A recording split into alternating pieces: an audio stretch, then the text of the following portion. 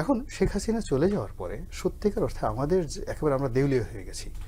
শাসনতন্ত্রে দেউলিয়া, শাসন প্রণালীতে দেউলিয়া, মানে সাংবিধানিক সংকট। মানে উনি যেভাবে সংবিধানটা করেছেন, itself is a dangerous element. যারা আন্দোলন করেছেন সবার জন্য তো একটা মৃত্যুকূপ।